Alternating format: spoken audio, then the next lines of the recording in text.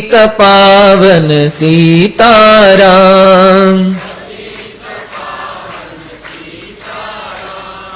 मुख थी बोलो श्री घनश्याम। मुख थी बोलो श्री घनश्याम।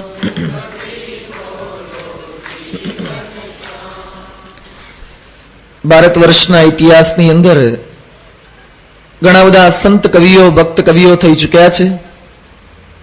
ते पैकी तुलसीदासनो तो खूब ज दिव्य ग्रंथ जेनो लाभ आपणे सर्वे प्राप्त करी रह्या छे, परंतु भक्त सुरदास पण एटला ज भक्ति मार्गनी अंदर भक्ति पदो रचवानी अंदर अग्रगण्य छे। तेओनुं स्थान पण शिरमोड़ छे। भक्त सुरदास तेओए कृष्ण भक्तिना खूब ज सुंदर पदो रच्या छे। इतिहासकारो अभ्यासकारो ए लखे छे कि भक्त सुरदासे पोताना जीवन पर्यंत आश्रे 90,000 थी लाख जेटला कृष्ण भक्तिना पदो रच्या छे। भगवाननी अंदर अतिशय तेओनी प्रीति जोडाण आसक्ति परमात्मा में एटली सुंदर हती। अखंड पोतानो समग्र दिन ए भगवाननी भक्तिनी अंदर तेओ वितावता रहता। आटला सुंदर भक्ति पदो पोते रची शकता, साथे साथे गाई शकता। એટલે ઠેર ઠેર આજુબાજુના ગામોની અંદર તેઓની કીર્તિ પતાકા એ ફરકી રહી હતી। લોકોના કાન સુધી સુરદારના ભક્તિ પદો એ પહોંચતા હતા। એવામાં ભારતમાં દિલ્હીની સલ્તનત ઉપર જે રાજ્ય કરતા હતા રાજા જહાંગીરના કાને વાત પહોંચી કે આપણા દેશની અંદર સુરદાસ નામે એક સંત છે, એક ભક્ત છે, ખૂબ સારા પદો તે રચે છે અને ખૂબ સારી રીતે ગાય છે। જહાંગીર તો મુસલમાન હતા, પણ કોણ જાણે એને મનમાં સ્પૃહા થઈ આવા સંતને જોવાની, એના કંઈક પદો સાંભળવાની, એટલે તેઓએ આમંત્રણ મોકલાવ્યું કે તમે મારા દરબારની અંદર અહીંયા પધારો। સુરદાસે ના પાડી કે અમને ભગવાનમાં એટલો આનંદ આવે છે, આ લોકના દરબારોની અંદર જવાની અમારા મનની અંદર સહેજ પણ ઈચ્છા થતી જ નથી। ઘણો બધો આગ્રહ કરવામાં આવ્યો છતાં પણ સુરદાસ પોતે ના પાડે છે। એટલે જહાંગીર રાજાએ અબ્દુલ રહીમ ખાના મુસ્લિમ હતા, પણ એ પણ ભગવાનના એવા ઉત્તમ ભક્ત હતા, એટલે પોતા વતી આ અબ્દુલ રહીમ ખાનને સુરદાસ પાસે મોકલ્યા વિનંતી કરવા માટે। સુરદાસ પાસે પધારે છે અને વિનંતી કરે છે કે જહાંગીરના દરબારમાં આપ પધારો। સુરદાસ કહે છે મને કોઈ ધનની સ્પૃહા નથી, બક્ષિસ કે ભેટ એની કોઈ પડી નથી, મારે આવા મુસલમાનના દરબારમાં શા માટે જવું। અબ્દુલ રહીમ ખાના સમજાવે છે કે આપ તો એવા સંત છો, અનાસક્ત છો, આપને તેવા લૌકિક પદાર્થોની કોઈ જ પડી ન હોય, પરંતુ આપના ભક્તિ પદો સાંભળી અને મુસ્લિમના મનની અંદર કંઈક સદભાવ જાગૃત થશે તો એનું પુણ્ય આપને પ્રાપ્ત થશે। આપ કૃપા કરીને ત્યાં પધારો, આપે કંઈ જ લેવાનું નથી, આપ ખાલી પદો થોડાક ગાજો। આપ દરબારને રીઝવવા માટે નહીં, રાજાને રીઝવવા નહીં, પરંતુ ભગવાનને રીઝવવા માટે જ ગાજો। સુરદાસ પોતે સહમત થયા, પોતે જહાંગીરના દરબારની અંદર પધારે છે। ખૂબ સુંદર વ્યવસ્થા ત્યાં કરવામાં આવી છે। જહાંગીર રાજા એ પોતે રાજ્ય સિંહાસન ઉપર આરૂઢ થયા છે। બીજા પણ કેટલાક મુસ્લિમ મંત્રીઓ એ પણ પોતપોતાના ઉચિત સ્થાન ઉપર ગોઠવાઈ ગયા છે। આની પત્ની જહાંગીરની પત્ની નૂરજહાં અને એની દીકરી આઝ એ પણ પોતાના સ્થાને બેઠેલા છે ઓઝલની અંદર, એટલે કે પડદાની પાછળ મુસ્લિમ સ્ત્રીઓ ઉપર રહી અને સુરદાસને પોતે જોઈ રહી છે અને પ્રતીક્ષા કરી રહી છે કે ક્યારે આ ભક્તિ કીર્તનનો કાર્યક્રમ પ્રારંભ થાય। સુરદાસ પોતે વચ્ચે ઊભા છે, કૃષ્ણનું સ્મરણ કરી અને ભક્તિ પદો ગાવાનો પ્રારંભ કરે છે। એક પદ ગાયું એ દરબાર સામે પણ જહાંગીર સામે પણ જોતા નથી, કોઈ મુસ્લિમને રીઝવવાની એના મનની અંદર પડી જ નથી, તમન્ના જ નથી। કેવળ પોતે ભગવાનને પ્રસન્ન કરવા માટે, એને રાજી કરવા માટે ખૂબ જ સુંદર રાગ ઢાળની અંદર, સુરની અંદર સુરદાસ એ પદો ગાઈ રહ્યા છે। એક પદ ગવાયું અને તરત જ મુસ્લિમ બીજા બધા ગવૈયાઓ અને મુસ્લિમ માણસો હાજર હતા, સુબાનલ્લાહ સુબાનલ્લાહ એના પોકાર ઉઠવા લાગે છે। ખૂબ રાજી થયા બધા। ફરીથી જહાંગીર વિનંતી કરે છે કે બીજી એક રચના આપ સંભળાવો। ફરીથી સુરદાસ ભક્તિમાં મગ્ન બની બીજી રચના સંભળાવે છે। લોકો ખૂબ ખુશ થાય છે। 2 પદ, 3 પદ, 4 પદ, કલાક એક કૃષ્ણ ભગવાનની ભક્તિના ખૂબ સુંદર પદો એ સુરદાસે ગાયા હશે। ત્યાં અચાનક આ જહાંગીરની દીકરી, જહાંગીરની રાજકુંવરી એ પોતે અટારીમાં ત્યાં બેઠી હોય છે પોતાની માતા સાથે, ત્યાંથી દોડી અને દોડતી દોડતી સીડી ઉતરી અને સુરદાસના ચરણમાં પોતે પડી ગઈ, સુરદાસના પગ પકડી લીધા. જહાંગીરે આ દ્રશ્ય જોયું, બીજા મુસ્લિમ ગવૈયાઓએ, મુસ્લિમ મંત્રીઓએ આ દ્રશ્ય જોયું, એકદમ બધા પોતાના આસન ઉપરથી ઉભા થઈ ગયા, પોતાની તલવાર ઉપર બધાએ હાથ મૂકી દીધો. આ શું ઘટના બની ગઈ? જહાંગીર એકદમ ઉભો થઈ ગયો, સિપાહીઓને આદેશ આપો, આજ કોઈ યહાં પર લઈ આવો. સિપાહીઓ ઉભા થઈ ગયા છે, આજને પકડી લીધી, સુરદાસના ચરણોમાંથી ખેંચી રહ્યા છે. આજે સુરદાસના ચરણ પકડી લીધા છે, સુરદાસના ચરણ છોડતી નથી.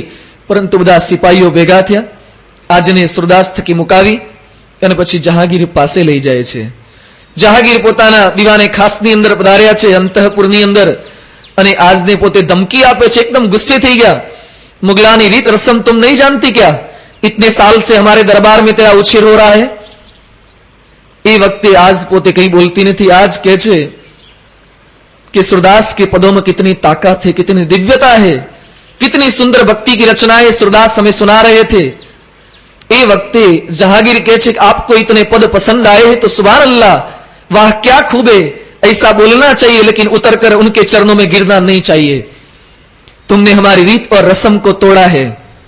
એકદમ ગુસ્સે થઈ ગયા છે. સુરદાસના ભક્તિ પદો સાંભળીને આજ જે ગાંડી ગેલી બની હતી, એ વખતે आज પોતે પોતાના બાપનો એક પણ શબ્દ સાંભળતી નથી. એ પોતે કહે છે मुझे तो उस कृष्ण के दीदार करने हैं, वो सूरदास के साथ ही चले जाना है. પણ એમ કઈ જવા દે. આ મુસલમાન રાજા એને પોતાની એક કક્ષની અંદર, મહેલના એક ઓરડાની અંદર પૂરી દીધી. માની જા, મનાવાના ઘણા પ્રયત્ન કરે છે, કુરી તે પેલી છોકરી માનતી નથી, કુંવરી સહમત થતી નથી. એક દિવસ, બે દિવસ, ત્રણ દિવસ સુધી જમવાનું કંઈ આપતા નથી, એને તડપાવે છે. આ ભગવાનની ભક્તિની વાતો ભૂલી જા, આ બધું ખાલી સાંભળવાનું હોય ને વાહ વાહ કરવાની હોય. પરંતુ આજ ખાલી આપણી જેમ વાહ વાહ કરે એવી નહોતી, એને અંતરમાં આ લાગી ગયા હતા શબ્દો. એ વખતે જહાંગીરની બેગમ નૂરજહાં એ પોતાના પતિ પાસે જાય છે અને કહે છે બચ્ચી કો ક્યું ઇતની તડપા રહે હો, શા માટે આપણી દીકરીને આટલી હેરાન કરો છો? એ વખતે જહાંગીર કહે છે કે આપણી મુગલાની રીત રસમ છે, એક હિન્દુ સાધુના, એક ફકીરના પગમાં આપણી સ્ત્રી, આપણી દીકરી કઈ રીતે પડી શકે, એવું કઈ રીતે સ્વીકાર કરી શકો? એને મારી નાખીશ, પણ હિન્દુ સાધુની પાછળ ક્યારે નહીં જવા દઉં. નૂરજહાં સમજાવે છે કે છોકરીને આપણી નજર સમક્ષ ભૂખે પેટે મરતી જોવી એના કરતા બહેતર એ છે કે ભલે હિન્દુ સાધુની પાછળ ચાલી જાય. નૂરજહાંએ જહાંગીરને સમજાવ્યા. આજ પોતાના બાપનું ઘર છોડી અને પોતે નીકળી ગઈ છે. મુગલાની પહેરવેશ, એ પોતે બુરખો ધારણ કરેલો છે અને તપાસ કરતા કરતા સુરદાસ ક્યાં છે એની શોધની અંદર વૃંદાવનની અંદર પોતે પધારે છે.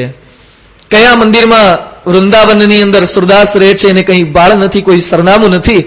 એટલે પ્રત્યેક મંદિરમાં જાય છે અને ભગવાન સમક્ષ પોતે પ્રાર્થના કરે છે કે મારે કૃષ્ણના દીદાર કરવા છે. મંદિરમાં જે કઈ પૂજારી હોય એને આજીજી કરે, વિનંતી કરે કે મને કૃષ્ણના દીદાર કરાવો, એના દર્શન કરાવો. હવે પૂજારીને પોતાને કેવા દર્શન થતા હોય એને ખબર હોય, એ કૃષ્ણના ક્યાંથી દર્શન કરાવે? પાછા પૂજારી ગુસ્સે થઈ જાય, કારણ કે એનો મુસ્લિમ વેશ જોવે છે, પહેરવેશ જોવે છે. હિન્દુ મંદિરની અંદર આવા મુસ્લિમ આવે, એ સમયના પૂજારી પોતે સાંખી ન શક્યા, સહન ન કરી શક્યા. એને અપશબ્દો કહીને બહાર કાઢી મૂકે છે કે મુસ્લિમ થઈને અમારા હિન્દુ મંદિરને અભડાવે છે. ધક્કો મારીને અથવા તો અપશબ્દો બોલીને, કોઈકના દ્વારા અપશબ્દો બોલાવીને પણ પૂજારીઓને ધકેલી મૂકે છે. સવારથી બપોર સુધી આજ પોતે કૃષ્ણ દીદાર કરવા માટે દોડતી રહી. એક એક મંદિરથી બીજા મંદિર સુધી પોતે તડપતી રહી. સાંજ સુધીમાં ખૂબ જ પોતે કંટાળી ગઈ છે, છતાં પણ દીદાર કરવાનો એટલો જ ઉમંગ અને ઉત્સાહ છે. એ પોતે બાંકે બિહારીના મંદિરની બહાર આવે છે અને મંદિરમાં પ્રવેશ કરે છે. એ વખતે સુરદાસ ત્યાં કંઈક પૂજારી તરીકે સેવા કરતા હશે અને પૂજાનો ક્રમ પૂરો કરીને બાજુમાં પોતાની કંઈક કુટીર જેવું હશે, ત્યાં કુટીરમાં ગયેલા હશે. આજ પોતે ભગવાન સમક્ષ પધારે છે અને ભગવાનના ચરણોમાં પ્રણિપાત કરતા પોતે કહે છે સુનિયો સુજાની મેરે દિલ કી કહાની.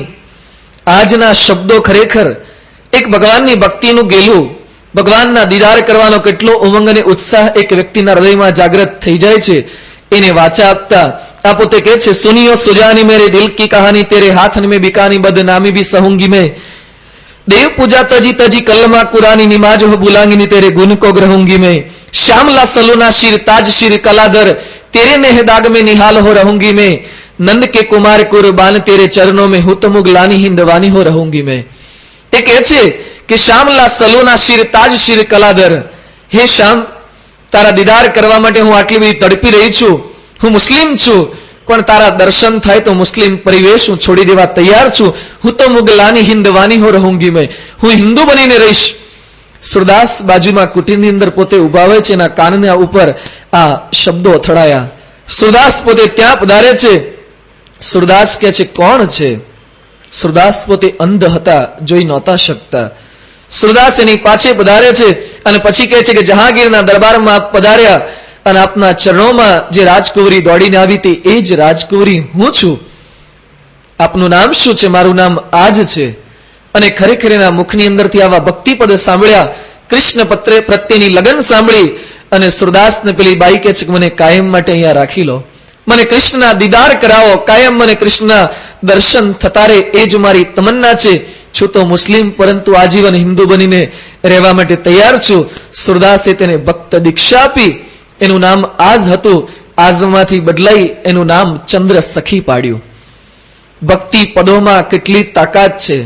કૃષ્ણ ભગવાનના મુખારવિંદના મૂર્તિના પદોમાં શું તાકાત છે કે મુસ્લિમ સ્ત્રીનું પણ પરિવર્તન થઈ અને આજમાંથી ચંદ્ર સખી થઈ શકે છે. સુરદાસે જેવા ભક્તિ પદો રચ્યા છે એવા જ કેટલાક ભક્તિ પદો કૃષ્ણ ભગવાનના પદો એ ચંદ્ર સખીએ પણ રચ્યા છે. કહેવાનું શું કે સુરદાસના પદોની અંદર ભગવાનની મૂર્તિનું એવું આબેહૂબ વર્ણન હતું. એક વર્ણન ખાલી સાંભળ્યું અને કોઈકને પરિવર્તન કરવાનું મન થઈ જાય છે તો એ સાક્ષાત પરમાત્માના મુખારવિંદનું દર્શન થાય. આણે તો ખાલી પદોની અંદર જ રચના સાંભળી છે, ભગવાનની મૂર્તિનું વર્ણન. જ્યારે પ્રત્યક્ષ પરમાત્માના મુખારવિંદનું દર્શન થાય એ વખતે તો વ્યક્તિના મુખ પર કેટલો આનંદ થતો હશે. એ આનંદની અભિવ્યક્તિ કઈ રીતે થઈ શકે? રામચરિત માનસમાં તુલસીદાસ એ આનંદનું વર્ણન બતાવી રહ્યા છે કે રામનો જન્મ થઈ ચુક્યો છે. અયોધ્યાવાસીઓ એના દર્શન કરવા માટે આવે છે, એના દીદાર કરવા આવે છે. જેમ આજને કૃષ્ણના કનૈયાના દીદાર કરવાતા એમ અયોધ્યાવાસીના પ્રત્યેકના મનમાં ઝંખના છે રામના દીદાર કરવા છે, એના દર્શન કરવા છે. એની પાસે વધારે છે, દર્શન કરે છે. મુખારીના દર્શન કરીને લોકો ગાંડાગેલા બની જાય છે. એનું વર્ણન કરતા, ભગવાનના મુખારવિંદનું વર્ણન કરતા તુલસીદાસ પોતે લખે છે તામ કોટી છબી શ્યામ શરીરા નીલ કંજબા હૃદ ગંભીરા અરુણ ચરણ પંકજ નખ જ્યોતિ કમલ દલિન બેઠે જનુ મોતી. તુલસીદાસ રામની મુખાકૃતિનું પોતે વર્ણન કરી રહ્યા છે. રામના ચરણ કમળનું વર્ણન કરતા તુલસીદાસ લખીએ છે કે નાનકડા રામના ચરણકમળ, લાલ રંગના ચરણકમળ ઉપર નખ એટલા સુંદર શોભી રહ્યા છે. નખની જ્યોતિ એક એવી શોભે છે જાણે કમળની પાંદડી ઉપર મોતી શોભે. કમળ પણ એ લાલ કલરનું હોય, એના ઉપર એ મોતી શોભે, એમ રામના ચરણ ઉપર એ નખની શોભા છે. રામના પગની અંદર નુપુર પહેરાવ્યા છે, ઝાંઝર એ બાળકને પહેરાવ્યા છે. રામ જ્યારે ચાલે છે એ વખતે નુપુરનો જે નાદ થાય છે, અવાજ થાય છે, એ સાંભળીને માતા પિતા, આજુબાજુની જે કઈ સખીઓ એ બધી પણ ગેલી બની જાય છે. રામની કેડની અંદર કંદોરો ધારણ કરાવ્યો છે. ઉદર ઉપર ત્રિવળી રેખા એ સરસ મજાની શોભી રહી છે. પ્રભુની નાભી ખૂબ સુંદર છે. આભૂષણોથી તેઓની બંને ભુજાઓ શોભી રહી છે. હૃદય ઉપરના ઘરેણાઓમાં વાઘના નખથી મુદ્રિત એવી ખૂબ જ સુંદર મજાનું એ લોકેટે ભગવાનને પહેરાવવામાં આવ્યું છે. સરસ મજાનો કંદોરો પહેરાવવામાં આવ્યો છે. મણિમાળા એ દાંત સાથે સ્પર્ધા કરી રહી છે. ભગવાનના ગળામાં મણિમાળા પહેરાવી છે અને મણિ ખૂબ ચમકી રહ્યા હોય. તુલસીદાસ લખે છે કે ભગવાનના કંઠની અંદર જે મણિમાળા પહેરાવી છે એ ભગવાનના દાંત સાથે સ્પર્ધા કરી રહી છે. દાંત સાથે સ્પર્ધા એટલે દાંત પણ ઉજળા હોય અને મણિ પણ ઉજળો હોય. બંનેમાં કોણ વધારે શ્વેત છે, કોણ વધારે પ્રકાશમાન છે, એની સ્પર્ધા થઈ રહી છે. ખૂબ જ સુંદર આલેખન તુલસીદાસ ભગવાનની મૂર્તિનું કરે છે. ભગવાનનો કંઠ શંખ જેવો સુંદર છે. ઉપર નીચે બે બે ત્રણ ત્રણ દાંત ભગવાનને ફૂટી નીકળ્યા છે. તોતડી મીઠી વાણી પોતે બોલી રહ્યા છે, જાણે સાંભળ્યા જ કરીએ.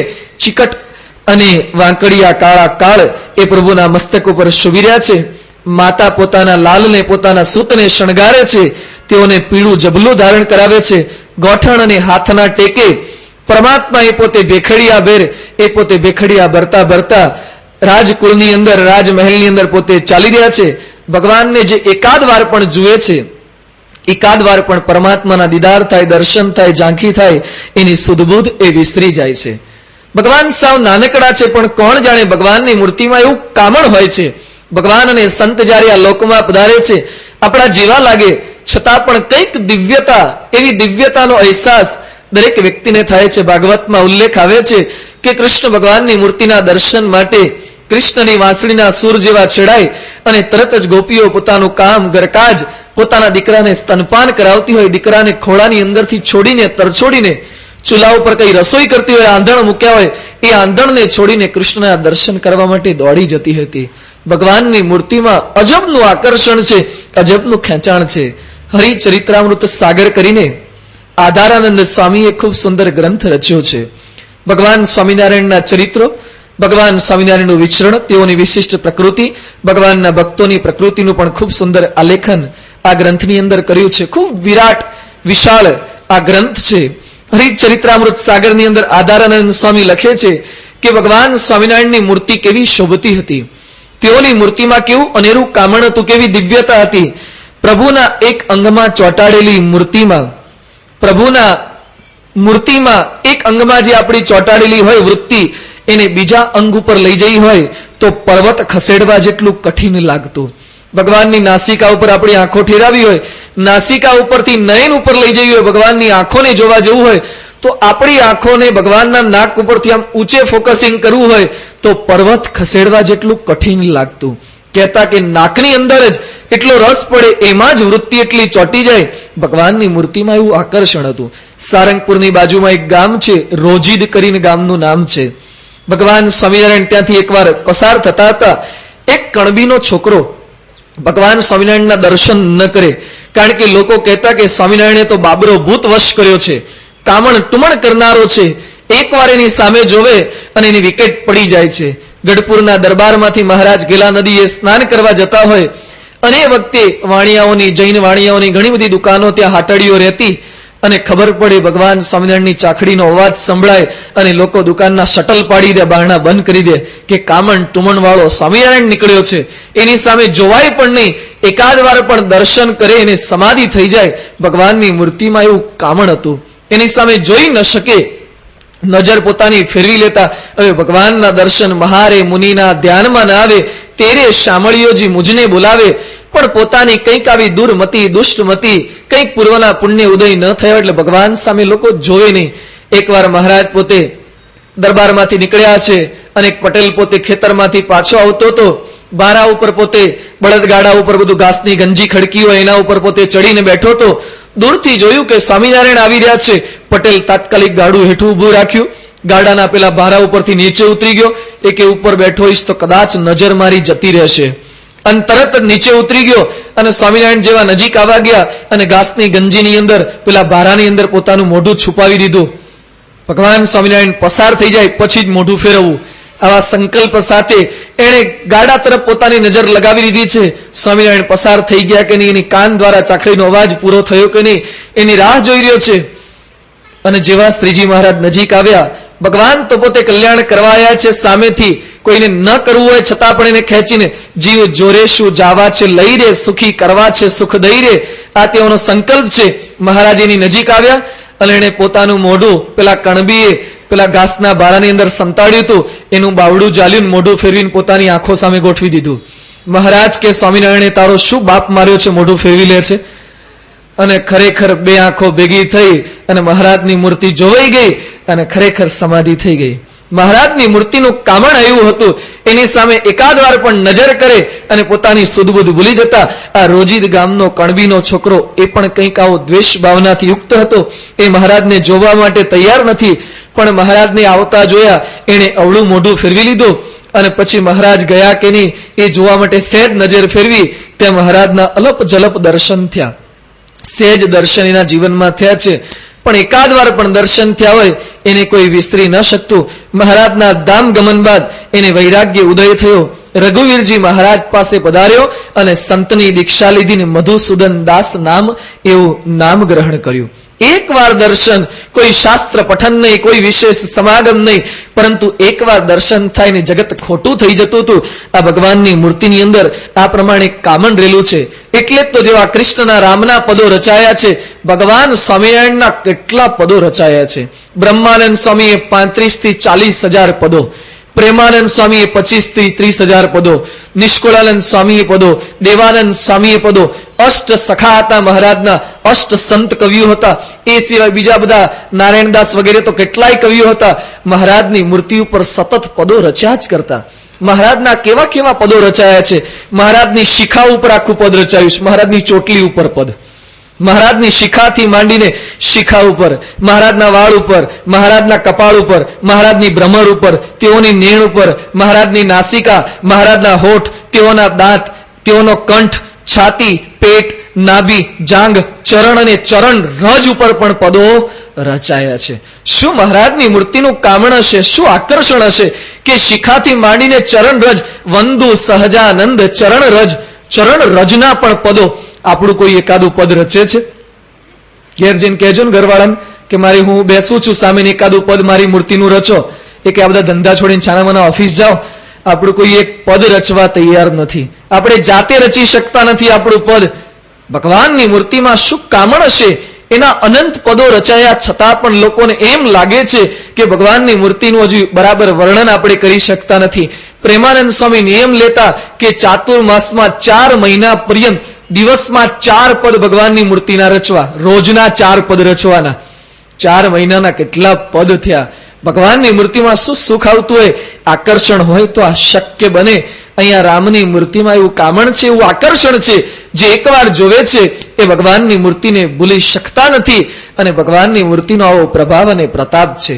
ભગવાનના ચરણે જાય એ જ માયાને તરી શકે ની વાત કરતા રામચરિત માનસમાં તુલસીદાસ હવે વર્ણન પોતે કરતા કહે છે, રઘુપતિ વિમુખ જતન કર કોરી, કવન સકાઈ ભવ બંધન છોરી, જીવ ચરાચર બસ કઈ રાખે, સો માયા પ્રભુ સો ભય બાખે, ભ્રુકુટી બિલાવસ નચવઈ તાહી, અસ પ્રભુ છાડી ભજીએ કહું કાહી, મન કર્મ બચન છાંડી ચતુરાઈ, ભજત કૃપા કરી હહી રઘુરાઈ, રઘુપતિ વિમુખ જતન કર કોરી,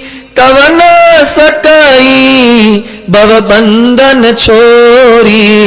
તુલસીદાસ કહે છે કે આવા પરમાત્મા સુંદર દર્શન આપી રહ્યા છે, એવા ભગવાનને જે સન્મુખ થાય એના જ ભવબંધન છૂટી શકે છે.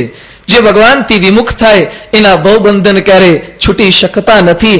ભગવાનની માયા બધાને નચાવશે, પરંતુ જે ભગવાનના શરણમાં આવશે, ભગવાનની મૂર્તિમાં જે લોભાશે, ભગવાનની મૂર્તિમાં જે બંધાશે, એ ભગવાનની માયા થકી બચી શકશે. ઉત્તર ગુજરાતના ભાઈઓ, કરજીસણના વેલાલના ભાઈઓએ મહારાજ પાસે સારંગપુરમાં શું માગ્યું?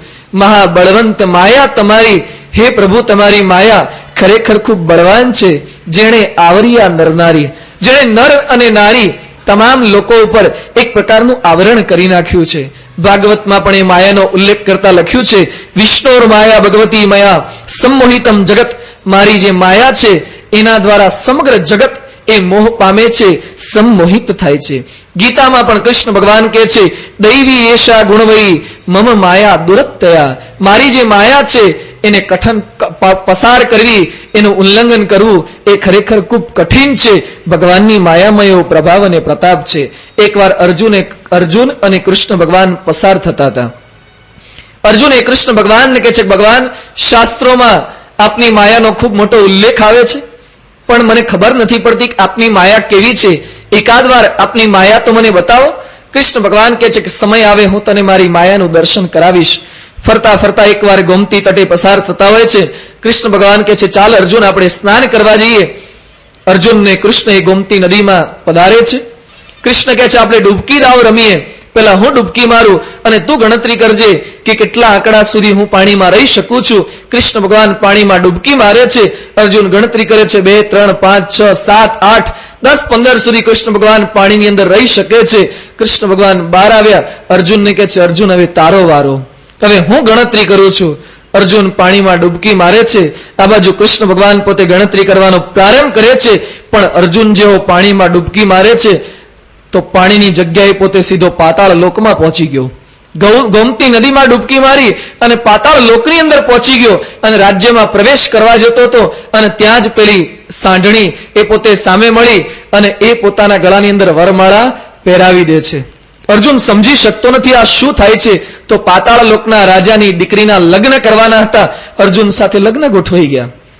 અર્જુનને ઘર જમાઈ તરીકે ત્યાં રાખી લીધો. રાજા પોતે બની ગયો છે. વર્ષો વીતતા ગયા, એને લગ્ન તો થઈ ગયા છે. વર્ષો વીતતા ગયા, એના ઘરે 2-3 દીકરાનો જન્મ પણ થયો અને 60-70 વર્ષ થયા, અર્જુનનું મૃત્યુ થયું. બીજો જન્મ પાછો અર્જુનનો થયો. એ પણ કોઈક રાજકુંવરી સાથેના લગ્ન થયા. એ જન્મની અંદર પોતાની પત્નીમાં એટલો આસક્ત બન્યો અને છેવટે પોતાની પત્ની પાછળ પોતે આત્મહત્યા એ દેહે પણ કરી લીધી. ત્રીજો જન્મ થયો. ત્રીજા જન્મે કોઈ વિપ્રકુળની અંદર એનો કંઈક જન્મ થયો છે અને પોતે પોતાની સ્ત્રી પાછળ એવો પાગલ બન્યો હતો. એની પત્ની મૃત્યુ પામી તો એ પોતે એની પાછળ મરવા જતો હતો. તો ગામના કેટલાક લોકો એને પકડી રાખે છે અને મરવા દેતા નથી. કંઈક આવો પ્રસંગ સર્જાય છે. એ પોતે પ્રયત્ન કરવા જાય છે ખૂબ અને ત્યાં અચાનક પોતે જળની બહાર નીકળી જાય છે. અને કૃષ્ણ ભગવાન ત્યાં ગણતરી કરતા હતા. 1, 2 ને 3 સુધી પહોંચ્યા હતા. કૃષ્ણ પોતે બોલ્યા અર્જુન ખૂબ ઉતાવળ કરી, હું તો 10-15 સુધી રહી શક્યો, તું તો 2 ને 3 માં બહાર નીકળી ગયો. એ કે 2-3 ની શું વાત કરો છો, 3 જન્મ થઈ ગયા અંદર. હજુ તો તમે 1, 2, 3 વેઢા જ ગણો છો, અંદર 3 જન્મ થઈ ગયા. કૃષ્ણ ભગવાન કહે છે અર્જુન થોડાક સમય પહેલા તે પ્રશ્ન પૂછ્યો તો મારી માયા કેવી છે? આ મારી માયા. અમે જયારે આંગળીના 1-2 વેઢા જ ગણીએ ત્યારે તમારા 3-3 જન્મ થઈ જાય. તું મારો ભક્ત છે, તું મને છોડીને પાછો માયામાં ક્યાં મોહી ગયો?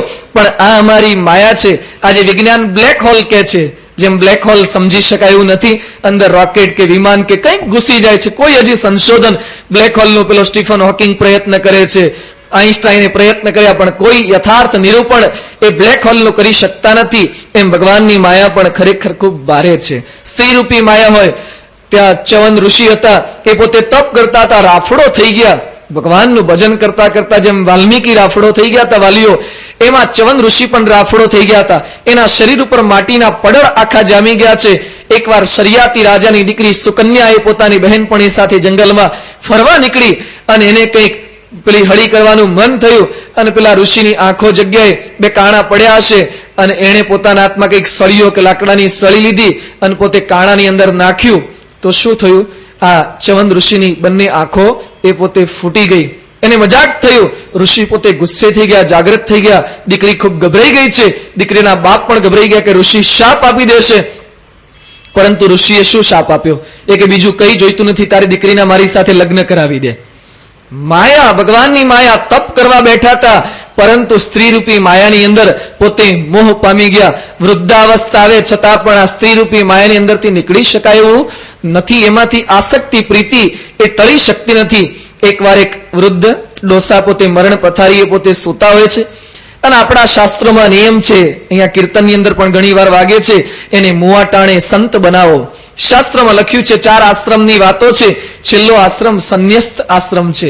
કહેતા કે જીવન પર્યંત તો સંન્યસ્ત આશ્રમ સ્વીકાર ન કરી શકાય, તો છેલ્લે હિન્દુમાં એ માણસ મરવા પડ્યો, એના શરીર ઉપર ભગવું કપડું ઓધારી દે તો પણ એની કંઈક શુભ ગતિ થાય, એવી કંઈક માનીનતા છે.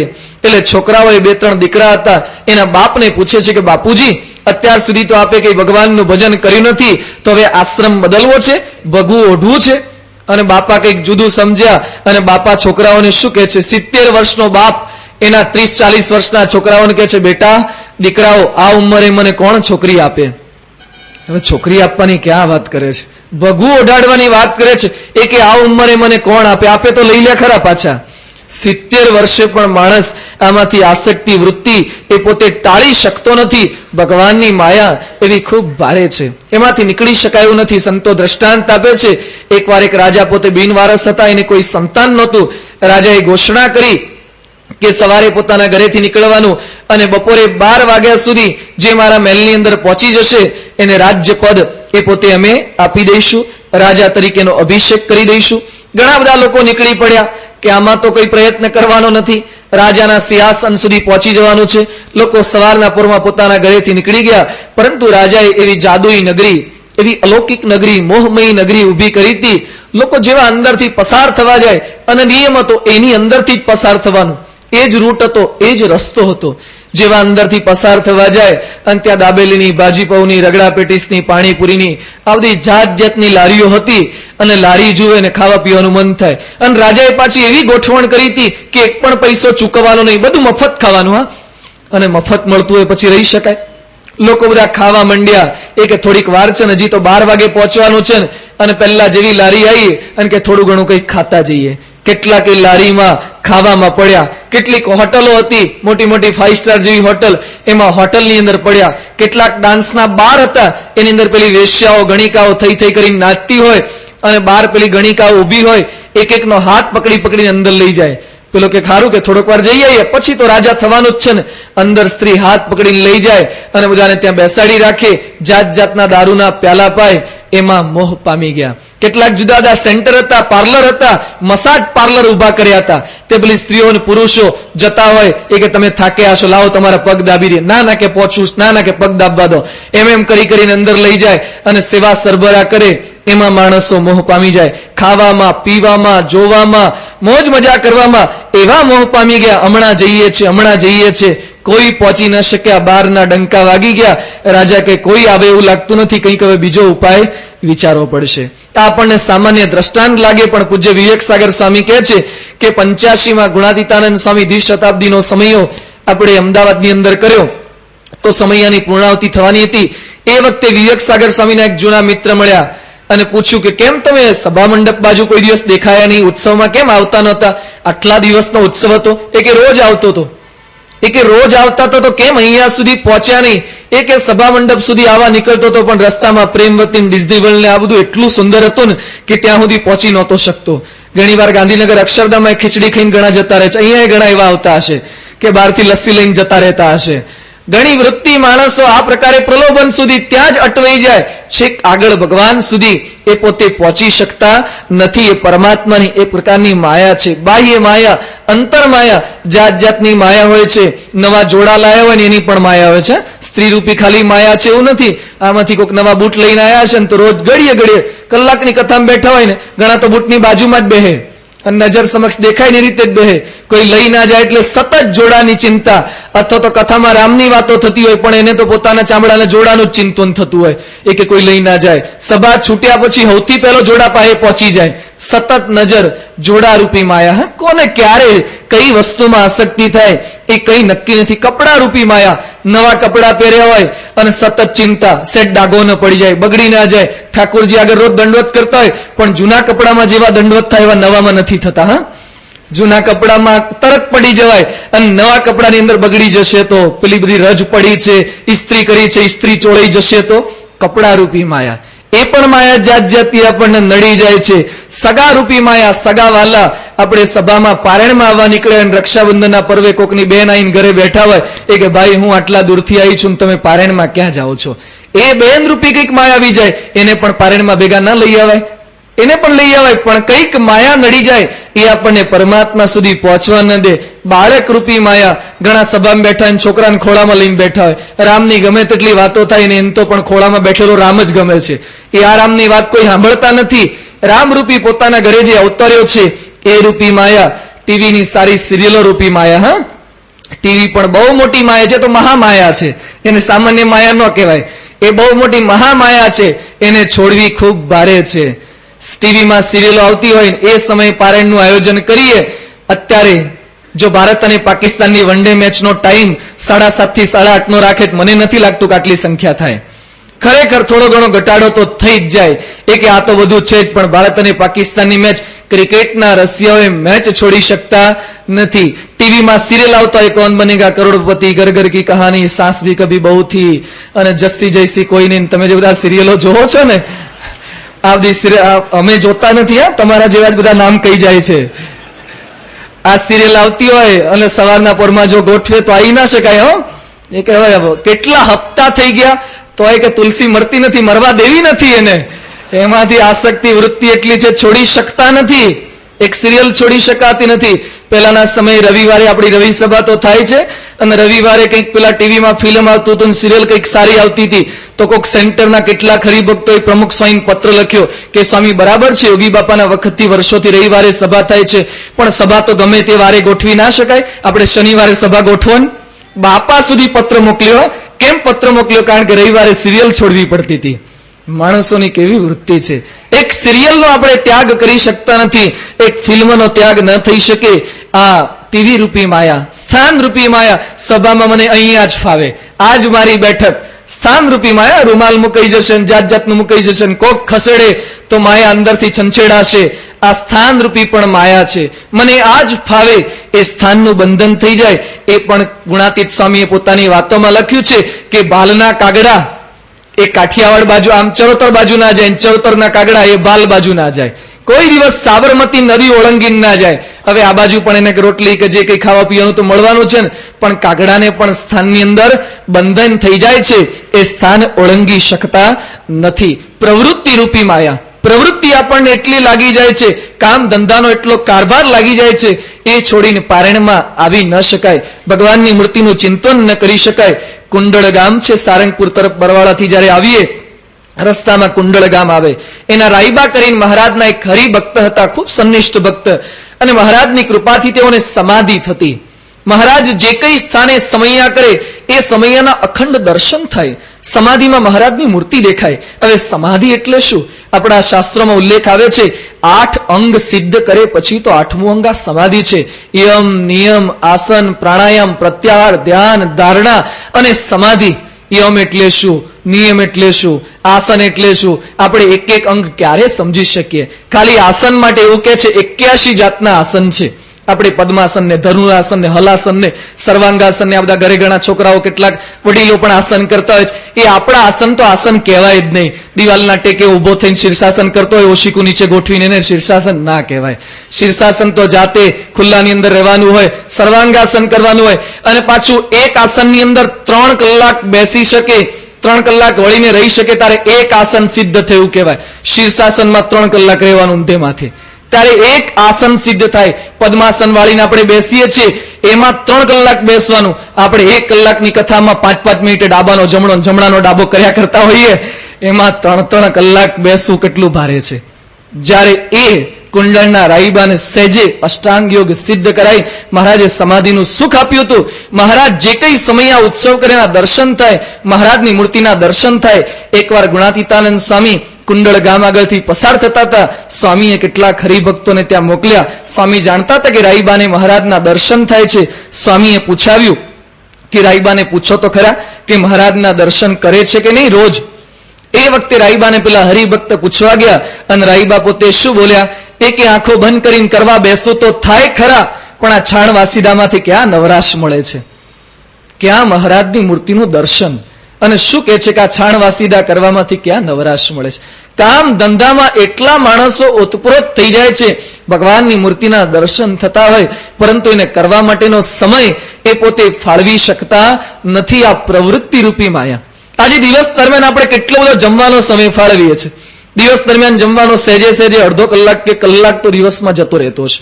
આપણે ગમે તેટલા પ્રવૃત્તિની અંદર મગ્ન હોય તો સંડાસ બાથરૂમનો ટાઈમ નથી કાઢતા. આમાંથી પોતાના લગ્ન હશે તો સંડાસ બાથરૂમ તો જતા જશો ને તમે બધા. એ કે પોતાના લગ્ન છે, આજે તો ટાઈમ નહીં મળે, આજે તો શણગાર સજવાના. લગ્ન શું, એસએસસી ની એચએસસી ની પરીક્ષા હોય, છોકરાને વાંચવાનું એટલો બધો મૂડ હોય, સેટ પણ પોતે ચાલતા ચાલતા પરીક્ષા ખંડમાં જતા જતા પપ્પા એને સ્કૂટર પર લઈ જતા હોય તો અપેક્ષિત લઈને બેઠો હોય, છેલ્લે છેલ્લે વાંચ્યા કરતો હોય. જેને એક ક્ષણ બગાડવી ગમતી નથી, એ સંડાસની પાછળ આપણે 10-15 મિનિટ નથી કાઢી દેતા. એસએસસી કે એચએસસી ની પરીક્ષા હોય તો પરમાત્માને સંડાસ જેટલા પણ નહીં ગણવાના ભગવાનને, એટલો સમય આપણે ન કાઢી શકીએ દિવસ દરમિયાન. પણ પ્રવૃત્તિની માયા, કામ ધંધાની માયા, એ માયાની અંદરથી આપણે સહેજ નિવૃત્ત થઈ શકતા નથી. એ માયા મને ને તમને એટલી વળગે છે. એ ધંધાની અંદર પરંતુ એ માયા છોડીએ તો ભગવાનનું ભજન થાય. એ આ પ્રકારની બાહ્ય માયા, અંતર માયા, અહમ અને મમત્વ રૂપી માયા કોઈથી છોડી શકાય એવી નથી. બ્રહ્માનંદ સ્વામી કહે છે, માયા કોસુ તજીને જાવે, માયા કોઈ સુજાતન મેલી, ભટ્ટ પંડિત ધન કારણ ભટકત લોકન કુ સમજાવે, કનક કામિની ત્યાગ કરે તો માયા માન ઈર્ષા લાવે, બ્રહ્માનંદ પ્રગટ હરિ સેવે, તાકે ટીગ નહીં આવે. આ માયા ખરેખર ખૂબ વિકટ છે, એને છોડી શકાતી નથી. પણ કૃષ્ણ ભગવાન કહે છે, એ યથા મામ પ્રપદ્યંતે માયા મેતામ તરંતી તે, જે મારા શરણે આવે છે એ માયામાંથી મુક્ત થાય છે. સંસારમાં રહેવાનું છે પરંતુ માયાથી મુક્ત રહેવાનું છે. જેમ પાણીની અંદર નાવ ચાલતી હોય, ગમે તેટલા પાણીની અંદર નાવ ચાલે તો વાંધો ના આવે, પણ નાવમાં પાણી ભરાય તો વાંધા સિવાય બીજું કંઈ જ નહીં. નાવે પાણીમાં ચાલવાનું છે પણ પાણીને નાવમાં ભરવાનું નથી. આપણે સંસારમાં રહેવાનો છે પણ સંસારને આપણામાં નથી રાખવાનો.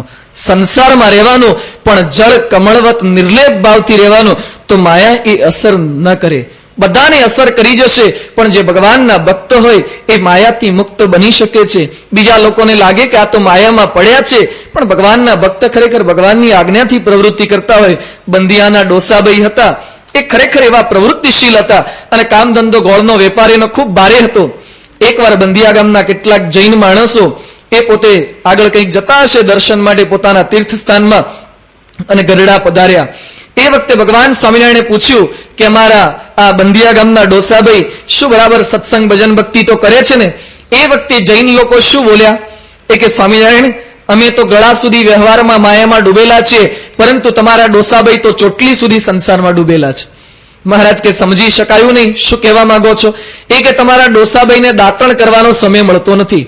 સવારના ઉપરમાં ઉઠ્યા પછી દાંતણ પોતાના હાથમાં લીધું હોય અને પછી કામ કરવા જાય, ગોળના બીલા જોખવાની અંદર, પેલા શેરડી વેચવા આવતા હોય એ લેવાની અંદર, ગોળ કાઢવાની અંદર એટલા પ્રવૃત્ત રહે છે. દાંતણ કાન ઉપર, પેલા મિસ્ત્રી નહીં પેન્સિલિયા મૂકી રાખે એમ પેલું દાંતણ એ કાન ઉપર ભરી રાખે છે, તો બાર વાગી જાય, દાંતણ કરવાનો સમય એને મળતો નથી. કેવા માયાની અંદર પડેલા છે. મહારાજ કે માયામાં પડેલા નથી, પ્રવૃત્તિ કરે છે, પણ અમારું ભજન ભક્તિ કર્યા વગર ક્યારે મુખની અંદર પાણી પણ મૂકતા નથી. અમારું ભજન ભક્તિ ક્યારે છોડતા નથી. એ કે ના હોય, માયામાં પડેલા છે, અમારા કરતા પણ વધારે ડૂબેલા છે. મહારાજ કે જો અમે એને સાધુ કરી દઈએ તો? એ કે થતા હશે. જે માણસ ટાઈમે પૂજા ન કરી શકતો એ સાધુ શું થાય?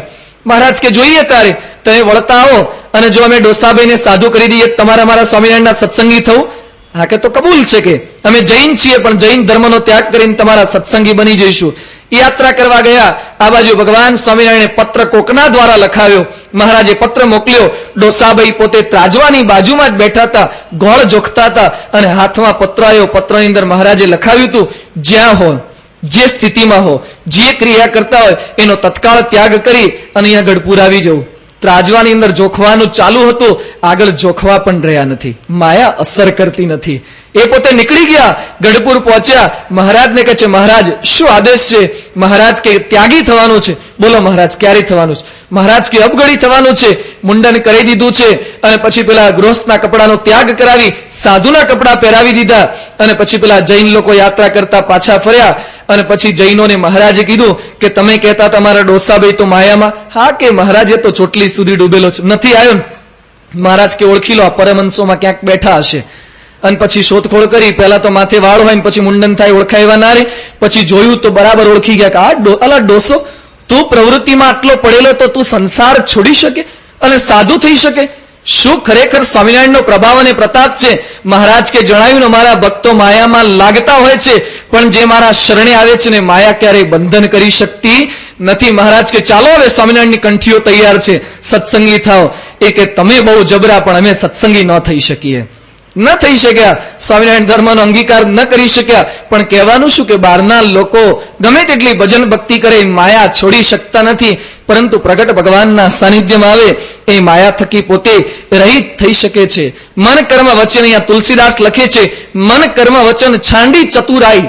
પોતાની બુદ્ધિનું ડાપણ છોડવાનું છે, ચતુરાઈ છોડવાની છે, અને ભગવાનની મન કર્મ વચને ભક્તિ કરે એ માયાથી મુક્ત થાય. એ આવા સંસાર થકી રહિત થઈ શકે છે. સ્વયં તીર્ણાહા પરાંતારયંતી, જે પોતે તરેલા છે એવા સંત બીજાને પોતે તારી શકે છે. આજે સ્વામીજીના સાનિધ્યમાં ધનરૂપી માયા, આજે પૈસો છે ને બહિર પ્રાણ કહેવાય છે. પૈસો છોડી શકાતો નથી. એકવાર કંજૂસ માણસ એક દાન દક્ષિણા આપવા માટે નીકળ્યો છે અને પેલી આરતીની થાળી ફરતી ફરતી આવતી હોય એટલે લોકો પૈસા નાખે ને પૈસા નાખવાની ઈચ્છા નહીં, પણ કોક નાખે એટલે આપણે નાખવા તો પડે જ. શરમે લાજે શરમે કરીને એણે પોતાના ખિસ્સાની અંદરથી રૂપિયો કાઢ્યો, હથેળીમાં મૂકી રાખ્યો, આપવા જાય પણ એને મન થતું નથી અને પછી મુઠ્ઠીમાં બરાબર દબાઈ રાખ્યો. ઉનાળાનો વખત હતો અને જેવી થાળી નજીક આવવા ગઈ પરસેવો હાથની અંદર થયો અને તરત જ પેલો કંજૂસ રૂપિયા ઉપર હાથ મૂકી અને માથા ઉપર છોકરાને હાથ ફેરવતા રૂપિયાને કહે છે, શું કહે છે, રડીશ નહીં, હું તને નહીં આપું, કે તારો ત્યાગ નહીં કરું, એમ કરીને ખિસ્સામાં પાછો મૂકી દીધો. પૈસો છોડી શકાયો નથી. હા, બહિર પ્રાણ છે, એનો ત્યાગ થઈ શકે એવો નથી. આજે સ્વામીજીના સાનિધ્યની અંદર હરિભક્તો પ્રમુખ સ્વામીના સાનિધ્યમાં કોરા ચેક અર્પણ કરે છે. એ ક્યારે શક્ય બને?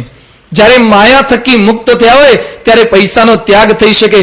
રાજકોટના મંદિરની અંદર, લંડનના મંદિરની અંદર, હ્યુસ્ટન, શિકાગો, અત્યારે લોસ એન્જલસ, એટલાન્ટા વગેરે સ્થાનોએ મંદિર બની રહ્યા છે. હરિભક્તોએ પોતાના ઘર વેચી વેચી અને મંદિરમાં ખરડાની રકમ પૂરી કરી છે. ઘર તો વેચાય, લોન લઈને લાખો રૂપિયાની લોન લે, પોતે હપ્તા ભરે, પોતે રકમ ભરશે, પણ એ લોનની તમામ રકમ એ મંદિર નિર્માણમાં પોતે આપી દે છે. એક પૈસો પોતે રાખતા નથી. ગાંધીનગરમાં પેલા દેવેન્દ્રભાઈ સૂચક છે, એની પત્નીનો આખો પગાર એ મંદિરમાં જ આપવાનો અને પોતાના પગારનો અડધો ભાગ પાછો મંદિરમાં આપવાનો. ધન થકી કેટલા અનાસક્ત થયા હોય, માયા કેટલી મૂકી શક્યા હોય, ત્યારે આ પ્રસંગો શક્ય બને, આપણે મૂકી શકતા નથી. આસક્તિ એટલી બધી હોય છે ને. દાન દક્ષિણા આપણે કરીએ તો એ કેવી કરીએ છીએ? જે રૂપિયાની નોટ પાનના ગલ્લે ના ચાલે, શાકભાજીની લારીએ ના ચાલે, હગે પેલા છોકરાને કોકને આપવામાં કામ ના ચાલે, એ કે નાખો સ્વામિનારાયણના મંદિરમાં. કે કોક ભગવાન તો ભાવના ભૂખ્યા છે. સખી બુધર ભૂખ્યો છે ભાવનો, ભગવાન તો ભાવના ભૂખ્યા છે ને. ગમે તેવું આપો, ભગવાન તો ક્યારે તિરસ્કાર કરતા નથી. સરકારે પેલા છે ને 1000ની નોટો બહાર પાડી હતી, વચ્ચે બંધ થઈને પાછી અત્યારે ચાલુ છે ને 1000ની નોટો. એ 1000ની નોટો વચ્ચે બહાર પાડી અને સરકારે પછી રિઝર્વ બેન્કે આખર તારીખ આપી કે આ તારીખ સુધી વટાવી દેવાની, નહીં તો પછી કોઈની ચાલશે નહીં. ઘણા બધા લોકોએ વટાવી દીધી, પણ એટલી પ્રવૃત્તિમાં પડ્યા મોટા મોટા શેઠિયાઓ, વટાવાની રહી ગઈ નોટો. અને પછી 1000ની નોટો સમય તો પૂરો થઈ ગયો. આ નોટોનું કરવું શું? પછી તો પસ્તીના ભાવમાં જ જાય. એ રૂપિયાની નોટ કઈ ચાલે નહીં 1000ની. તો સુરતની અંદર ડાયમંડના, લુમ્સના મોટા મોટા શેઠિયા હોય, એ આપણા મંદિરે, પેલું જૂનું મંદિર હતું ત્યાં દર્શન કરવા આવે અને પછી 1000ની નોટો ગલ્લા પેટીને નાખતા ગયા.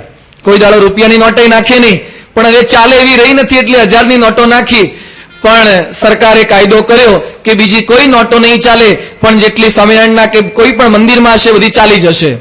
ન કરે નારાયણ, ન કરે સ્વામિનારાયણ.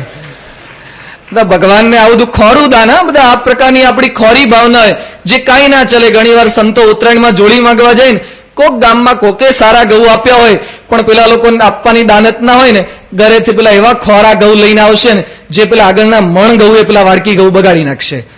આવી ભાવના આપણી હોય છે. પોતે સારું આપી તો ન શકે, પણ કોકનું આપેલું પણ એ બગાડી નાખે છે. આપણે દાન સારી ભાવનાથી કરી શકતા નથી. ખરું દાન હોય ત્યારે આવું સારું સારું અર્પણ કરી દેવું ભગવાનના ચરણોમાં. એ કેટલું માયા થકી મુકાયા હોય તો આ બધું શક્ય બને. દીકરા સંતાન રૂપી માયા, સંતાનની માયા ખૂબ મોટી છે. છોકરો સ્કૂલે જવા નીકળ્યો હોય અને તરત માતા પિતા ઘરે કે બેટા ધ્યાન રાખજે, ચોકડી આવે તારે આજુબાજુ જોવાનું, ડાબી બાજુએ ચલાવવાની. કેટલી ચિંતા બાળકોની આપણે કરીએ છીએ. દીકરા માટે કેટલી ભગવાનને પ્રાર્થના કરીએ છીએ. એ છોકરાને ભગવાનના ચરણોમાં અર્પણ કરવા આ માયા થકી રહિત થયા હોય તો શક્ય બને. આજે પ્રમુખ સ્વામીના અમે 722 સાધુ છીએ, એમાંથી 60 થી 65 જણા અમે મા બાપના એકના એક દીકરા છીએ. આ માયા થકી મા બાપ રહિત થયા હોય ને તો પોતાના છોકરાને આપી શકે. ઘણા કહે છે આ સંપ્રદાયમાં સ્ત્રીનો તિરસ્કાર છે. અરે સ્ત્રીનો તિરસ્કાર તો બીજે છે, અહીંયા તો સ્ત્રી સાચી ભક્ત બને છે. તો જે શાસ્ત્રની અંદર માતા મદાલાસાની, ગોપીચંદની માતા મેનાવતીની વાતો હતી જોવી હોય તો આ સંપ્રદાયમાં એ માતાઓ પ્રગટ છે. પોતાના દીકરાને ક્યારે અર્પણ કરી શકે? કંઈક વાત સમજાઈ હોય, એકના એક દીકરાને આપી દેવા. છોકરો થોડોક ટાઈમ બહાર ગયો હોય મામાના ઘરે તો એ કેટલા આપણે ફોન કરીએ છીએ, એના વગર રહી શકતા નથી. આ તો મોટો કર્યો, ઓરી અછબડા વગરનો થઈ ગયો, તૈયાર થઈ ગયો અને પછી ભગવાનના ચરણોમાં કાયમ માટે મૂકી દેવાનું. હોસ્ટેલમાં નથી મૂકતા, જીવન પર્યંત સમર્પણ કરી રહ્યા છે. ભણેલા ગણેલા ડોક્ટર, ઇજનેર થયેલા છોકરાઓને આપી દેવા કાયમ માટે. માતાને વાત સમજાઈ હોય, માયા થકી રહિત થાય તો શક્ય બને. સારંગપુરની અંદર અમારા પૂજ્ય બ્રહ્મતીર્થ સ્વામી છે, પોતે ભંડારનો કાર્યભાર સંભાળી રહ્યા છે. પોતાના માતા પિતાના એકના એક દીકરા આફ્રિકાની અંદર પોતે રહેતા હતા. એમના બાપુજીનું અવસાન થયું. એ અને એમની બેન અને એમની માતુશ્રી 3 જણા આફ્રિકામાં રહે છે. એની માતાએ સારો અભ્યાસ કરે, સંસ્કાર જળવાઈ રહે એના માટે એને ગુજરાતની અંદર અહીંયા ભણવા માટે મોકલ્યા. પણ શું વાત આ લોકોને સમજાઈ હશે, સ્ત્રી ભક્તોના હૃદયમાં કેટલી માયા થકી રહિત થયા હશે. તો થોડાક દિવસે એ પોતે અહીંયા વિદ્યાનગર પોતાના દીકરા ઉપર પત્ર લખે. સત્સંગ આલ્બમની અંદર એ માતાએ પોતાના દીકરા ઉપર લખેલો પત્ર, એનું લેખન કરવામાં આવ્યું છે. એક માતા, એક બેન પોતાના ભાઈને અને પોતાના દીકરાને પત્રની અંદર શું લખે છે? પ્રિય બેટા સમીર, એમનું નામ પૂર્વાશ્રમનું નામ સમીર હતું. પ્રિય બેટા સમીર, આપણે ભગવાનના દીકરા છે, ભગવાનના ખોળે જવાનું છે અને સાચી ભક્તિ કરી લેજે. અમે તારા સાચા મા બાપ નથી, સાચા મા બાપ તો ભગવાન સ્વામિનારાયણને પ્રમુખ સ્વામી છે. આવા પત્ર લખીને મા બાપે પ્રેરણા આપી અને પોતાના એકના એક દીકરા, વિધવા માતા પોતાના દીકરાને અર્પણ કરી શકે. આ માયા થકી રહિત થયા હોય તો શક્ય બને. આવા સંતના સાનિધ્યમાં આવે તો માયા થકી રહિત થઈ શકાય છે. સામેથી પ્રેરણા આપે. અમારા સારંગપુરની અંદર બીજા એક સ્વામી છે, પરમ વિવેક સ્વામી, લંડનના છે. એના મામા ગાંધીનગર અક્ષરધામના કોઠારી વિશ્વવિહારી સ્વામી. મામા પણ સાધુ છે, બાણો પણ સાધુ થયો. એ પણ પોતાના મા બાપના એકના એક દીકરા હતા. એ જ્યારથી નાના હતા ત્યારથી માતાએ એવા સંસ્કાર રેડ્યા. માતા રોજ એના દીકરાને કે બેટા વકીલ મોટો, પછી વકીલથી મોટો એન્જિનિયર, એન્જિનિયરથી મોટો ડોક્ટર, ડોક્ટરથી મોટો FRCS અને સૌથી મોટો સાધુ. છોકરો જ્યારથી નાનો હતો ત્યારથી એની માતા એને ધડ કરાવે. મધ્ય 22માં લખ્યું છે કે સૌથી મોટામાં મોટી પદવી તો સાધુની પદવી છે. માતા આ પ્રકારે સંસ્કાર આપે અને એકના એક દીકરાને પોતાના ઘરે મર્સિડીઝ ગાડી હોય એને પણ ત્યાગ કરાવીને ભગવાનના ચરણની અંદર સમર્પિત કરી શકે છે. એ માયા થકી રહિત થયા હોય તો આ બધું શક્ય બને છે. એટલે સ્વામીજી એવા ભક્તોનું નિર્માણ કરે છે. આજે શાસ્ત્રમાં માયાનો ઉલ્લેખ છે, શાસ્ત્રમાં માયા થકી રહિત થવાના કંઈક ઉપાય બતાવ્યા છે. પણ કોણ આપણને મુક્ત કરી શકે? એવા સંત મળે, એવા ગુરુ મળે તો ધનરૂપી માયા, આ સંતાનરૂપી સ્ત્રીરૂપી માયા, એમાંથી આપણને આસક્તિ ટાળી અનાસક્ત કરીને ભગવાનના ચરણ સુધી પહોંચાડી શકે. એટલે તુલસીદાસ રામચરિત માનસમાં લખે છે કે માયા કોઈ દિવસ છોડી શકાય એવી નથી. કોણ છોડી શકશે? મન કર્મ વચન છાંડી ચતુરાઈ, ભજત કૃપા કરી હઈ રઘુરાઈ. જેના ઉપર ભગવાન અને સંતની કૃપા થશે, જે ભગવાનના ચરણમાં શરણમાં જશે એ માયા થકી મુક્ત થશે. એવા રામની વાતો એ તુલસીદાસ પોતેના મુખારવિંદના દર્શન કરતા ભગવાનના મુખના દર્શન કરશે. એમાં જે આસક્ત બનશે એ પોતે માયા થકી રહિત થશે. એની વાતો કરી અને કેટલીક બાળલીલા. આમ તો રામચંદ્ર ભગવાનની બાળલીલા વિશેષ રામાયણમાં કઈ ઉલ્લેખ આવતો નથી. રામચરિત માનસમાં કેવળ એક બે બાળલીલાનો ઉલ્લેખ છે. કારણ કે ભગવાન તો મર્યાદા પુરુષોત્તમ હતા ને આ બધો ડિપાર્ટમેન્ટ કૃષ્ણ ભગવાનને સોંપ્યો હતો. કૃષ્ણ ભગવાને જાતની લીલાઓ ઘણી બધી કરી છે, જાતના ઘણા બધા ચરિત્ર કર્યા છે. આ તો મર્યાદા સ્થાપવા માટે આવ્યા હતા.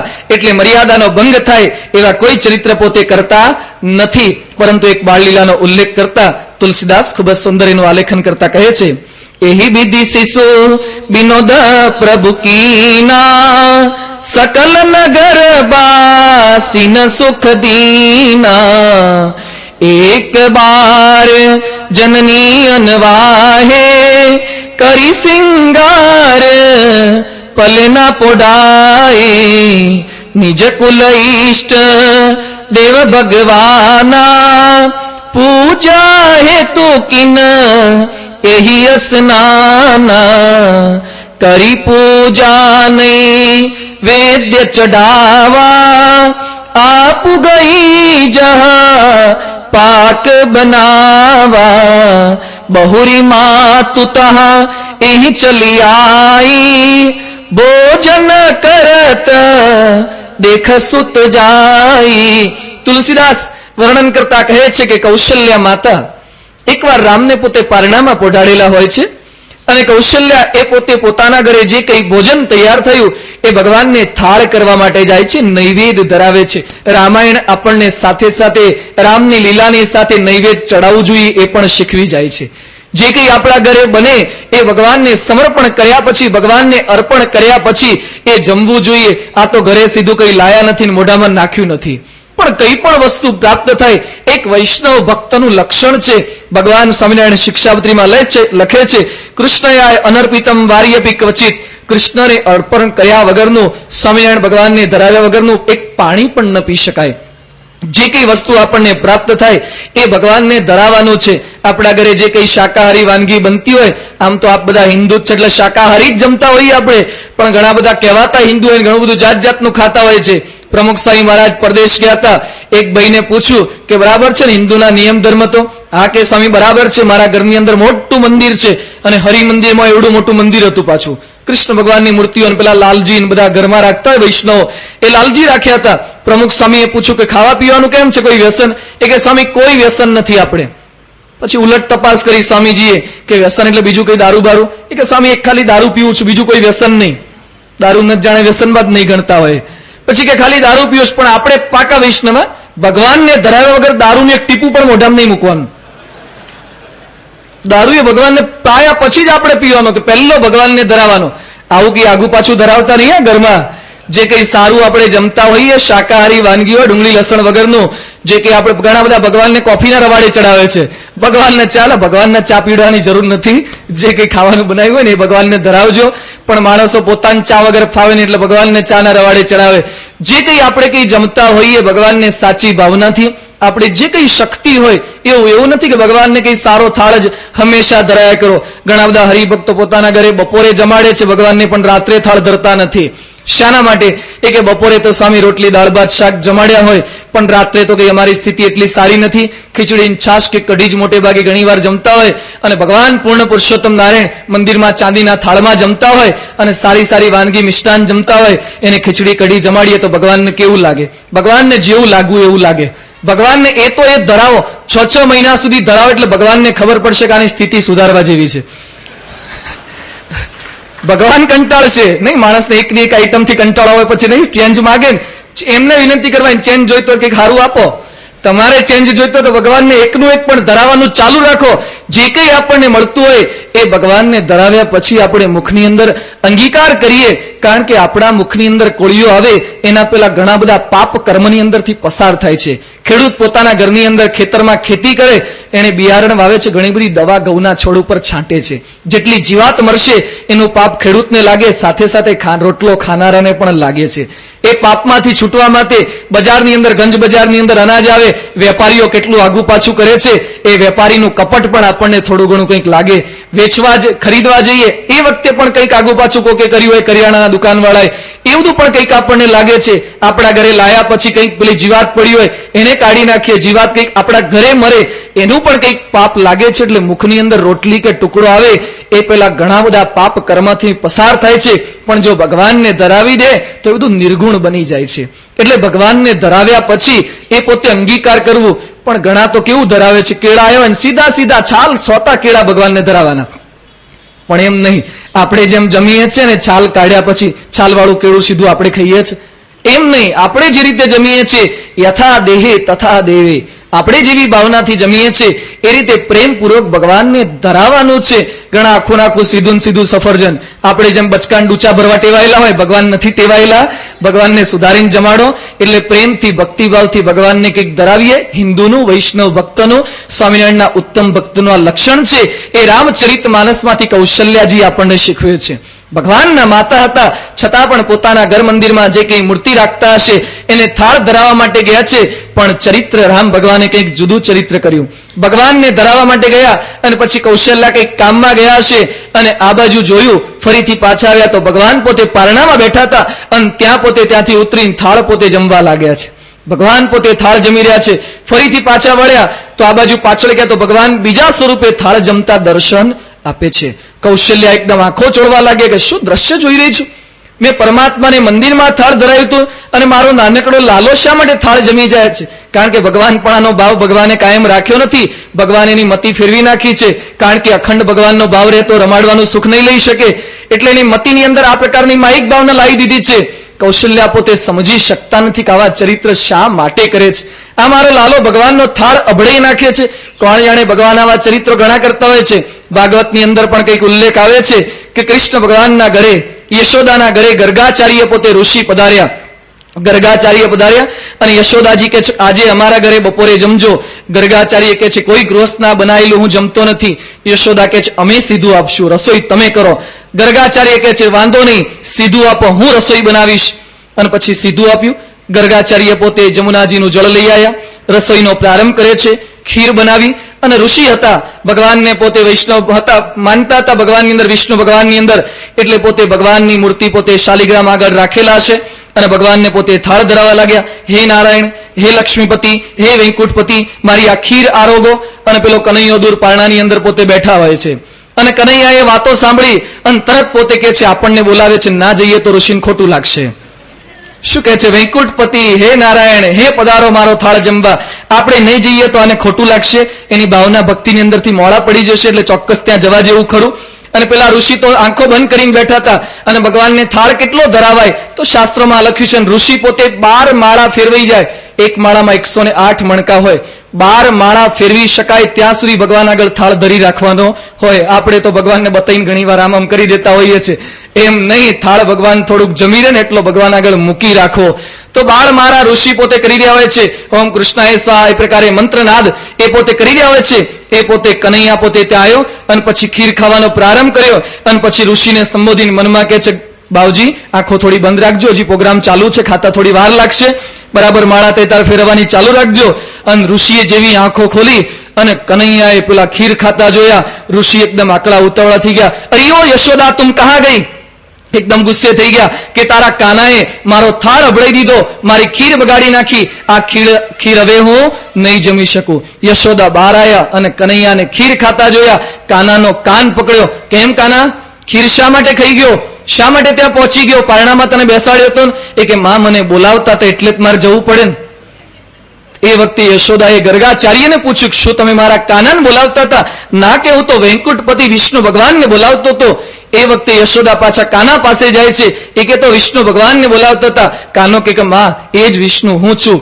યશોદા કે છે કે અરે વિષ્ણુ તું ન હોય, વિષ્ણુને તો 4 હાથ હોય છે, તારે તો 2 જ હાથ છે. કનૈયો કે માં 4 હાથ કરીને બતાવ. માં કે છે ના કર, 2 હાથમાં પાર નથી આવતો, આખા ગોકુળની બધી માખણની મટુકીઓ તોડી નાખે છે, અને 4 કરીશ તો પાણીની પણ માટલી હાજી નહીં રહેવા દે, ભાઈ સાહેબ 4 ના કરતો, 2 જ રાખ. કનૈયાને વિનંતી કરે છે. એક હવે જો ડાયો ડમરો થઈ જા, સાહેબ પણ જમવા માટે જતો નહીં, ઋષિને જમવા દેજે. ફરીથી સીધું આપે છે અને પેલા ગર્ગાચાર્ય ફરીથી પ્રારંભ કરે છે. સ્નાન કર્યા પછી ખીર બનાવે છે અને ફરીથી પાછો નાદ કરે. અને એ વખતે કનૈયાને પકડીને બેઠા છે. યશોદા માતા ખોળાની અંદર પકડી રાખ્યો છે અને કનૈયો તો નટખટ હતો, જાત જાતના ખેલ બધા કળાએ પોતે જાણી શકતા હતા. અને નિંદ્રા આવે છે, પોતાને ઊંઘ આવે છે એવો ઢોંગ કર્યો. યશોદા માએ વિચાર કર્યો કે કાનો બરાબર સૂઈ ગયો છે, એટલે પારણાની અંદર સુવાડીને પછી પોતે ઘરકામની અંદર પ્રવૃત્ત થયા. આ બાજુ કાનો તો સુવે એવો થોડો હતો, એ તરત પાછો જાગ્રત થઈ ગયો અને ઋષિએ ફરીથી આંખો બંધ કરી અને ઋષિ પોતે બોલતા હતા, તદીય વસ્તુ ગોવિંદ ન ઇદમ મમ, આ મારું કઈ નથી. કનૈયો કે ખરેખર તમારું કઈ નથી, મારા ઘરનું જ છે, તમે ક્યાં લઈને આવ્યા છો, હમણાં હું ખાઈ જાઉં છું. અને તરત પોતે ઉભો થયો અને ફરીથી ખીર ખાવા ગયો. અને ખીર ખાતા ફરીથી ઋષિએ જોયા અને એ વખતે વિરાટ સ્વરૂપે દર્શન આપ્યા. ઋષિ પોતે ચરણમાં પડી ગયા. મહારાજે વચનાઉતમાં પણ ગર્ગાચાર્યનો ઉલ્લેખ કર્યો છે. ગર્ગાચાર્યને પ્રતીતિ આવી, કોઈ સામાન્ય બાળક નથી. અને પછી ગર્ગાચાર્ય કૃષ્ણને વિનંતી કરે છે કે પ્રભુ તમે મારા ખોળામાં બેસીને જમો. કૃષ્ણને પોતાના ખોળામાં લીધા અને પછી કૃષ્ણ ભગવાનને પોતે જાતે જમાડે છે અને કૃષ્ણ ભગવાન એના મુખની અંદર કોળીઓ મૂકતા જાય છે. વિરાટ સ્વરૂપે દર્શન આપ્યા. અહીંયા કૌશલ્યાને પણ ચિંતા થઈ કે ભગવાનને થાળ ધરાવવાનો હતો એ અભડાઈ નાખ્યો, પણ ના, તરત જ રામ ભગવાને એને વિરાટ સ્વરૂપે દર્શન આપ્યા. એટલે કૌશલ્યાને પ્રતીતિ આવી કે કોઈ સામાન્ય બાળક નથી, આ તો સાક્ષાત પરમાત્મા છે. બાલ ચરિત હરિ બહુવિધિ કીના, અતિ આનંદ દાસન કીના. આ પ્રકારે જાત જાતના બાળ ચરિત્ર એ પરમાત્મા કરી રહ્યા છે. હવે પ્રભુના 16 સંસ્કાર કરવાના છે. ભગવાનનો નામકરણ સંસ્કાર તો કર્યો, ચૂડાકર્મ સંસ્કાર એ પોતે કરવાના છે. સંસ્કારની વાતો તુલસીદાસ પોતે લખે છે. અને એક જુદી જ ઘટના, વિશ્વામિત્રનું જે આગમન થાય છે અયોધ્યાની અંદર, એની રસપ્રદ વાતો આપણે આવતીકાલે જોઈશું. શ્રી સ્વામિનારાયણ ભગવાન